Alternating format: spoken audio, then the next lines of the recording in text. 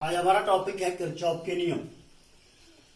एक वैज्ञानिक थे किरचॉफ, इन्होंने दो नियम दिए जिनकी सहायता से हम क्या कर सकते हैं, किसी भी वैद्युत परिपथ में, कैसा भी वैद्युत परिपथ हो, कितना भी कठिन वैद्युत परिपथ हो, उसमें विभिन्न जो चालक लगे हैं, विभिन्न चालक पदार्थ लगे होते हैं, उनमें धारा, विद्युत धारा का जो वितरण होता है वो किस प्रकार है, कैसा है, उसको हम ज्ञात करते हैं।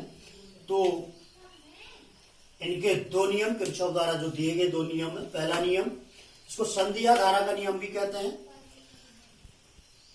संधिया धारा का नियम क्या होता है कि किसी वैद्युत परिपथ के किसी भी बिंदु पर, कोई वैद्युत परिपथ है, उसके किसी भी बिंदु पर मिलने वाली समस्त धाराओं का बीजगणितीय योग शून्य होता है।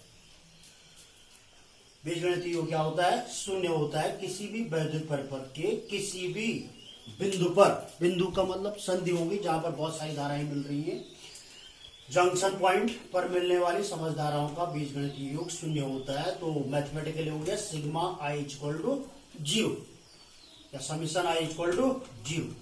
अब यहां पर एक वैद्युत परिपथ दिया है, इस पर मैंने 5 धाराओं को प्रदर्शित किया है, I1, I2, I3, I4, I5, I6। इसमें से I1, I2, I3 इनका एरो साइन कहां की ओर है? अंदर की ओर, बिंदु O की ओर, अर्थात ये संधि की ओर आ रही है।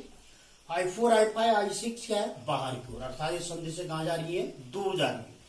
तो इसमें क्या नियम होता है? जो नियम लागू किया होता है कि संधि की ओर आने वाली धाराएं, मैथमेटिकली जो रूल है, संधि की ओर आने वाली धाराएं धनात्मक ली जाती है और संधि से दूर जाने वाली धाराएं क्या ली जाती है? ऋणात्मक। इसलिए संधि की ओर आने वाली, संधि का मतलब जो बिंदु को है, इस पर जो मिल रही है धाराएं, I1, I2, I3 किसकी ओर आ रही? अंदर की ओर, संधि की ओर आ रही। तो I1 plus I2 plus I3। I4, I5, I6 क्या जा रही? बाहर की ओर जा रही।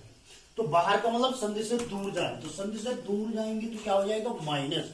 तो ये हो जाएगा minus I4 minus I5 minus I6। तो इन सब का सिग्मा आई का या समीशन आई इक्वल टू 0 का मतलब इन सभी को जोड़ करके योग क्या आता है?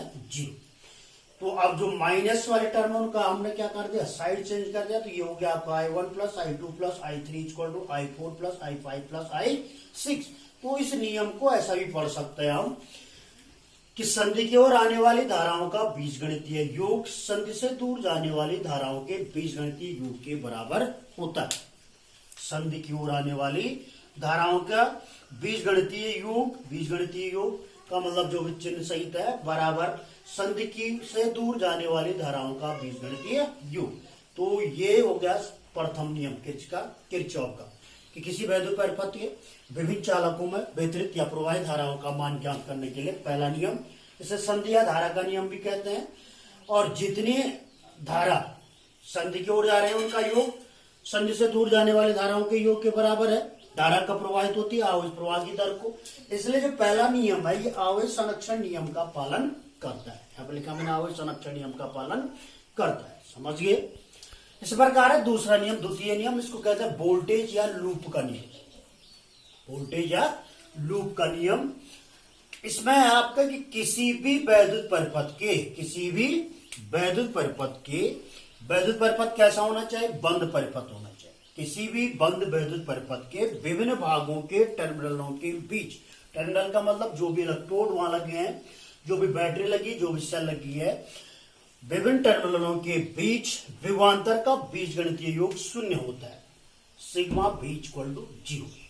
किसी बंद परिपथ के विभिन्न टर्मिनलों या विभिन्न भागों के टर्मिनलों के बीच विभवांतर का बीजगणितीय योग क्या होता है? शून्य होता है। या इसको इस तरह पढ़ सकते हैं, किसी बंद परिपथ के प्रतिरोध में प्रवाहित धारा या किसी बंद परिपथ के किसी भाग में प्रवाहित धारा तथा संगत प्रतिरोध का गुणनफल या प्रतिरोध के गुणनफल का बीजगणितीय योग उस पास में या उस भाग में कार्य करने वाले या आरोपित विद्युत वाहक बल के बीजगणितीय योग के बराबर होता है। किसी बंद परिपथ के किसी भाग में प्रवाहित विद्युत धारा तथा संगत प्रतिरोध के गुणनफल का बीजगणितीय योग उस पास में या उस भाग में आरोपित विद्युत वाहक बल के बीजगणितीय योग के बराबर होता है।